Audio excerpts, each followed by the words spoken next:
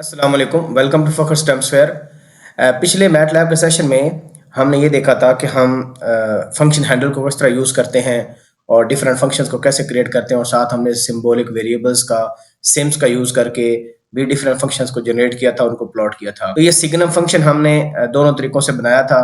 तो ये आपके पास एक ग्राफ आता है, ये सिग्नम फंक्शन आपके पास है।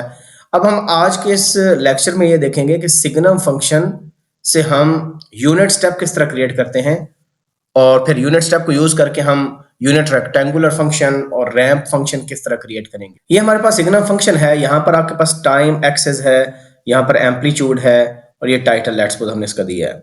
अब हमें पता है सिग्नम फंक्शन एक्चुअली क्या होता है कि जब टी जो टाइम आपका है व्हेन लेस देन जीरो, यानी जब टाइम नेगेटिव होता है तो उसकी वैल्यू होती है -1, and when T is positive तो सिग्नम फंक्शन जो है उसकी वैल्यू +1 होती है। ये एक पीस वाइज फंक्शन होता है। हमने इस सिग्नम फंक्शन से बनाना है यूनिट स्टेप फंक्शन। पहले तो अगर हम यूनिट स्टेप सीक्वेंस का पता चल जाए कि वो किस किस्म की सीक्वेंस होती है तो हमारे लिए बनाना आसान हो जाएगा। अब अगर हम यूनिट स्टेप को लिखें तो यूनिट स्टेप क्या होता है, वो +1 होता है for t greater than equal to 0, यानी इस पोर्शन में greater than equal to 0 you have value 1, और इसको हम यू टी लेट्स सपोज कह देते हैं, और इसको हम कह सकते हैं कि ये साइन ऑफ टी है। अब यहां पर आपके पास जो एम्पलीट्यूड है फॉर टी लेस देन 0 वो आपके पास 0 है, और जब टी की वैल्यू 0 से बड़ी होती है या 0 होती है तो तब एम्पलीट्यूड आपके पास 1 है। अब इन दोनों से, यानी ये हमारे पास गिवन है और ये हमने बनाना है, तो हम क्या करें?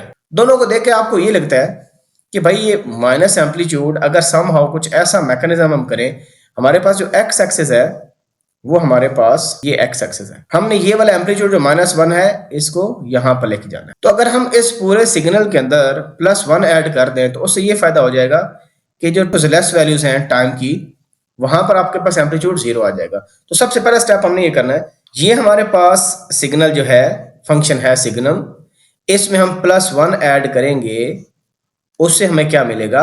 उससे हमें मिलेगा कि ये एम्पलीट्यूड 0 हो जाएगा, लेकिन जब हम इस पूरे में प्लस ऐड करें, कहने का मतलब है हम एम्पलीट्यूड में ऐड करें, यानी पूरे सिग्नल में कोई कांस्टेंट स्केलर आप ऐड करते हो तो वो एम्पलीट्यूड में इजाफा करता है। तो -1 में +1 करें तो कहां पर आ जाएगा? 0 पर आ जाएगा, तो हमें यहाँ पर 0 पर मिल जाएगा। और जब t ग्रेटर देन 0 है तो उसमें जब हम 1 में 1 ऐड करेंगे तो ये एम्पलीट्यूड कितना हो जाएगा? ये 2 हो जाएगा, हमारे पास ये बन जाएगा। अब यहां से हम ये सिग्नल जो है ये हमारा यूनिट स्टेप के बिल्कुल करीब है, तो इसमें हम क्या करें यूनिट स्टेप बन जाए? सिंपल, अगर हम 2 से डिवाइड कर दें, यानी पूरे के पूरे एम्पलीट्यूड को जो हमने ये जो सिग्नल निकाला है इस पूरे को अगर हम 2 से डिवाइड कर देंगे तो हमारे पास जो रिजल्टेंट सिग्नल आएगा वो यूनिट स्टेप सीक्वेंस बन जाएगी। तो जब हम इस पूरे इसको 2 से डिवाइड करेंगे तो हमें क्या मिलेगा? हमें यहाँ पर एम्पलीट्यूड 0 मिल जाएगा, और ये t greater than equal to 0 वाला पार्ट है, ये 0 लिखते हैं, अंडरस्टूड है t लेस देन 0 है, तो हमें ये सिग्नल मिल जाएगा +1, और यहाँ पर 0 होगा t लेस देन 0 के। तो ये हमारा बन गया सिग्नम से हमने यूनिट स्टेप बना लिया। वंस हमने यूनिट स्टेप बना लिया ना, तो अब हमारे पास जो यूनिट रैंप बनाना है, या हमारे पास अब यूनिट रैंप इस तरह का सिग्नल होता है, पीछे वैल्यू 0 होती है, और यहाँ पर क्या होता है, आपका जो y होता है वो t के बराबर होता है, यानी x एक्सिस पर लेट्स सपोज टाइम है, y एक्सिस पर आपका y है, या इसको r ऑफ t भी कहते होते हैं। तो हर x की वैल्यू के लिए y की वैल्यू आपके पास सेम होती है, बिल्कुल स्ट्रेट लाइन फंक्शन होता है, जिस तरह y is equal to x आपके पास फंक्शन है। और यूनिट स्टेप को यूज करके हम यूनिट रेक्टेंगुलर पल्स भी बना सकते हैं। वो कैसे बनाएंगे? यूनिट स्टेप को यूज करके, क्योंकि यूनिट स्टेप हमें क्या पता चला कि ऐसा सिग्नल है। अब यूनिट रेक्टेंगुलर जो फंक्शन होता है वो इस तरह का फंक्शन होता है। आपके पास यूनिट रेक्टेंगुलर, जब यूनिट रेक्टेंगुलर कहते हैं तो इसका मतलब उसके जो एरिया अंडर द कर्व है वो आपके पास 1 होता है। तो 1 तब हो सकता है अगर यहाँ पर -0.5 से +0.5 हो, और इसके ड्यूरेशन में आपका जो एम्पलीट्यूड है वो 1 हो, +1 हो, तो आपके पास एक रेक्टेंगुलर फंक्शन ऐसे क्रिएट हो जाता है। यहाँ पर टाइम है, अब अगर आप इसका एरिया लेंगे इस पूरे का तो आपके पास 1 आंसर आएगा। तो ये हम यूनिट स्टेप से किस तरह बना सकते हैं? ये वाला, ये बनाना है, ये हमें गिवन है। तो यहां से हमें पता चल रहा है कि -0.5 से पीछे वैल्यू सारी 0 हैं, और +0.5 से आगे सारी वैल्यूज 0 हैं। इसका मतलब है कि हमने 2 यूनिट स्टेप को माइनस करना है, क्योंकि देखो थ्रू आउट सारा +1 है। सबसे पहले आपने इस पॉइंट को देखना है कि भाई ये कैसे आएगा। यूनिट स्टेप आपके पास है और आप चाहते हैं कि भाई ये जो वाला पॉइंट है ना, जो 0 से स्टार्ट हो रहा है, ये किसी तरह मेरा -0.5 से स्टार्ट हो जाए। इसका मतलब है टाइम में शिफ्ट देना है हमने, ठीक है, हमने इसमें डिले देना है। डिले एक्चुअली बेसिकली एडवांस है कि हमने टी में अगर आप 0.5 को प्लस कर दें, तो याद रखें जब भी टी में 0.5 प्लस करते हैं और ये सिग्नल हमारे पास है, यूनिट स्टेप में हम शिफ्ट लाना चाहते हैं टाइम की, तो ये आपका टाइम एडवांस है, यानी पीछे से आप स्टार्ट कर रहे हैं, ठीक है। जब हम डिले देते हैं तो सिग्नल आपका आगे से स्टार्ट होता है। तो इसको अगर मैं इक्वेट करूं 0 के बराबर, क्योंकि जब भी आपने शिफ्टिंग करनी है तो जो टाइम के अंदर आपने कुछ नंबर ऐड किया है उसको आपने 0 से इक्वेट करना है, तो टी की वैल्यू कितनी आ जाएगी? -0.5 आ जाएगी। तो इसका मतलब है यानी यू टी प्लस 0.5 अगर आप निकालें तो आपका जो यूनिट स्टेप सीक्वेंस होगा वो अब 0 से स्टार्ट होने के बजाय -0.5 से स्टार्ट होगा। यानी जब -0.5 या उससे बड़ी टाइम की वैल्यू होगी तो वहां पर उसका आंसर 1 होगा, पीछे क्या होगा? 0 होगा। ये हमने बना लिया यू टी प्लस 0.5। सिमिलरली अगर हम रेक्टेंगुलर में देखें तो जो दूसरा वैल्यू है वो +0.5, तो +0.5 का मतलब है कि ये डिले हुआ है, यानी हमारे पास यूनिट स्टेप ये सीक्वेंस है। हम चाहते हैं कि 0 की जगह +0.5 से स्टार्ट हो, यानी हम ये चाहते हैं कि जो टाइम की वैल्यू है वो स्टार्ट हो +0.5 की जगह। पहले हमने ये देखा था कि टाइम की वैल्यू स्टार्ट हो -0.5 से। जब -0.5 से स्टार्ट हो तो इसका मतलब है टी में हमने +0.5 करना था, और अब हम चाहते हैं कि 0 की जगह +0.5 टाइम की वैल्यू स्टार्ट हो, तो इसका मतलब है कि हमें टाइम को कैसे लिखना है? -0.5 करके। यानी अब यू टी हमारे पास है, इससे हम अगर बना ले यू टी -0.5, तो हमारा जो यूनिट स्टेप ये वाला जो ग्राफ है, ये वाला जो है, ये कहां से स्टार्ट होगा? ये 0 के बजाय +0.5 से स्टार्ट हो। तो अब ये जो है ये 0.5 से कंपेयर होगा कि 0.5 से बड़ी वैल्यूज के लिए या 0.5 एंड अबव वैल्यूज के लिए +1 एम्पलीट्यूड है, और उससे छोटी वैल्यूज के लिए क्या है? 0 है। तो ये अभी आपके पास बन गया यू टी -0.5। अब आप ये आपके पास यू टी +0.5 है, ये माइनस वाला 0.5 है। अब अगर आप दोनों का डिफरेंस ले लें, लेट्स सपोज, क्योंकि ये ज्यादा एरिया कवर कर रहा है, ये कितना एरिया कवर कर रहा है? ये सारा एरिया कवर कर रहा है, और ये कवर कर रहा है। हमें चाहिए -0.5 से +0.5। तो अगर इस ज्यादा एरिया में से हम इस एरिया को अगर माइनस कर लें तो जो ओवरलैपिंग आ रहा है, यानी जो दोनों में कॉमन आ रहा है, वो क्या हो जाएगा? कैंसल आउट हो जाएगा। यानी इधर से देखें, इधर अगर आप मार्क कर लो कि भाई यहां पर आपका +0.5 है, तो इसका 0.5 एंड अबव एरिया और इसका जो 0.5 एंड अबव वो क्या आ रहा है? कॉमन आ रहा है। तो जब इसमें से ये निकालेंगे तो ये वाला क्या हो जाएगा? खत्म, and we will left with only -0.5 to 0.5।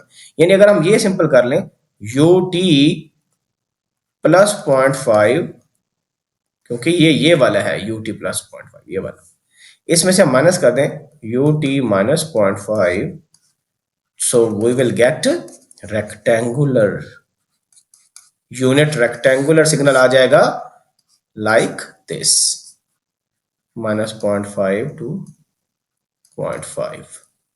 ये आपके पास रेक्ट आ गया, यहाँ पर टाइम है। तो इस तरह यूनिट स्टेप हमने सिग्नम से बनाया, और यूनिट स्टेप को यूज करके हमने रेक्टेंगुलर पल्स बना ली। अब इसी यूनिट स्टेप को यूज करके हम रैंप भी बना सकते हैं। अब हम रैंप सीक्वेंस बनाते हैं। रैंप सीक्वेंस को हम आर ऑफ टी से डिनोट करते होते हैं। ये हमारे पास यूनिट स्टेप सीक्वेंस है। तो रैंप सीक्वेंस का अगर हम ग्राफ बना लें वो कैसे होता है, क्योंकि जो चीज बनानी हो अगर आपको पहले से पता चल जाए कि भाई ये चीज बनानी है, तो आप लोगों के लिए आसान हो जाता है उस पर ऑपरेशन परफॉर्म करके, यानी गिवन सिग्नल पर ऑपरेशन परफॉर्म करके आप रिक्वायर्ड सिग्नल निकाल सकते हो, अगर आपको उसका पता हो कि भाई जो फाइंड कर रहे हैं उसकी शेप कैसे होती है। तो भैया इसकी शेप इस तरह की होती है कि यहां पर टाइम की वैल्यू 0 है, 0 के लेस वैल्यू के लिए आंसर 0 है। जो ही टाइम की वैल्यू 0 से बड़ी होती है तो आपके पास ये सिंपल टी होता है। तो यहां से क्या सिमिलरिटी है? सिमिलरिटी ये है कि आपके पास ये जो वैल्यू है इसकी भी टाइम जब लेस देन 0 है तो 0 वैल्यू एम्पलीट्यूड है, यहां पर भी ये चीज मैच कर गई। अब यहां पर देखें ये कांस्टेंट एम्पलीट्यूड +1 है, लेकिन यहां पर एम्पलीट्यूड अगर टाइम की वैल्यू 0 होगी तो वैल्यू 0 है, टाइम की वैल्यू 1 है तो एम्पलीट्यूड आपका 1 है। ये आर ऑफ टी क्या है? रैंप है, यूनिट रैंप। यूनिट रैंप का मतलब है कि जो टाइम की वैल्यू होगी वही आपके वाई एक्सिस की वैल्यू आपके पास, एम्पलीट्यूड वही होगा। अगर ये टाइम की वैल्यू 2 है तो वाई एक्सिस की वैल्यू यानी आर ऑफ टी की वैल्यू भी 2 है एंड सो ऑन। तो सिंपल अगर आप ये क्योंकि 1 है तो अगर 1 को हम टाइम से मल्टीप्लाई कर दें यानी टी से मल्टीप्लाई करें तो हमें क्या मिलेगा? हमें टाइम मिलेगा। यानी आपके पास ये टाइम है, ये लेट्स सपोज वाई एम्पलीट्यूड है, तो स्ट्रेट लाइन क्या होती है? y इक्वल टी क्या होगी कि 0 पर 0 वैल्यू, 1 पर 1, 2 पर 2 एंड सो ऑन। तो आपके पास ये स्ट्रेट लाइन है, ये मैं थोड़ी सी तरफ बन गई, इसी को एक्सटेंड आप कर दें तो अब यहाँ पर क्या है? टाइम की वैल्यू -1 है तो एम्पलीट्यूड भी -1 है, -2 पर -2 एम्पलीट्यूड है, +1 पर +1 एम्पलीट्यूड एंड सो ऑन। ये आपके पास y इक्वल टी है। अगर आप इन दोनों को मल्टीप्लाई करते हैं आपस में, यानी u ऑफ टी को और y इक्वल टू टी को मल्टीप्लाई करते हैं आपस में, तो हमारे पास क्या होगा? जब टाइम लेस देन 0 है तो ये वैल्यूज नेगेटिव है, लेकिन ये पूरा सिग्नल जब इस 0 से मल्टीप्लाई होगा, क्योंकि इसका एम्पलीट्यूड 0 है, इसका एम्पलीट्यूड चेंज हो रहा है, तो किसी भी वैल्यू को 0 से मल्टीप्लाई करते हैं तो इसका इंपैक्ट क्या आता है? इसका इंपैक्ट ये होता है कि उस पूरे रीजन के लिए आपके पास वैल्यू 0 हो जाती है। फॉर एग्जाम्पल यहाँ पर टाइम की वैल्यू -1 है, यहाँ पर टाइम की वैल्यू -1 है तो उस पर एम्पलीट्यूड कितना है? -1 है। यहाँ पर जब टाइम की वैल्यू -1 है, एम्पलीट्यूड कितना है? 0। तो करस्पॉन्डिंग वैल्यू को मल्टीप्लाई करें ना, इस पूरे रीजन में आपको 0 एम्पलीट्यूड मिलेगा। और राइट साइड को मल्टीप्लाई करें तो इसका तो एम्पलीट्यूड थ्रू आउट 1 है, तो अगर मैं इसको इस पूरे सिग्नल से मल्टीप्लाई करूंगा, यहाँ पर जब हमारी वैल्यू 1 है, 1 इंटू 1 1 रहेगी, इसी तरह 2 इंटू 1 2 रहेगी, 3 इंटू 3, तो आपके पास ये सिग्नल बन जाएगा दोबारा। तो जब मल्टीप्लाई किया तो रिजल्टेंट में क्या मिला आपको? रिजल्टेंट में आपको रैंप में। तो इसका क्या मतलब हुआ कि सिंपल अगर आप टाइम को यानी जो टाइम को सिंपल आप मल्टीप्लाई कर दें यू टी के साथ, we will get r of t, यानी रैंप में मिल जाएगा। तो इस पूरे लेक्चर में हमने ये देख लिया कि किस तरह हमारे पास सिग्नल था सिंपल, यानी साइन ऑफ टी था, वहां से हमने पहले यू ऑफ टी बनाया, यू ऑफ टी को यूज करके हमने क्या क्रिएट किया? हमने एक रेक्टेंगुलर फंक्शन बनाया, रेक्ट बनाया, और फिर इसी यू ऑफ टी को यूज करके हमने यूनिट रैंप बनाया, ये सिग्नल बनाया, ठीक है, आर ऑफ टी बनाया। अब हम सेम काम मैट लैब पर करेंगे दूसरे सेशन में। यानी अगर आप देखें इस सेशन में हमने क्या किया, तो हमारे पास सिग्नम गिवन था, यूनिट स्टेप सिग्नल हमने बनाया, वहां से आपको बताया कि किस तरह ऑपरेशंस करेंगे तो आपके पास बनेगा, यहां पर हमने देखा इसको। उसके बाद फिर हमने यूनिट स्टेप को ही यूज करके यूनिट रेक्टेंगुलर सीक्वेंस बनाई। टाइम डोमेन के अंदर क्या ऑपरेशन करेंगे, मैंने शिफ्टिंग का तरीका आपको बताया, और फिर उसी तरह यूनिट स्टेप को ही यूज करके हमने यूनिट रैंप बनाया, तो किस तरह ट्रांसफॉर्मेशन की? टाइम को मल्टीप्लाई करके। अब ये सारे ऑपरेशन जो मैंने आपको समझाए हैं ये हम मैट लैब में करते हैं, ठीक है। कोई क्वेश्चन आपका हो please ask in the comment section. तो मिलते हैं मैट लैब वाली वीडियो के साथ। अल्लाह हाफिज।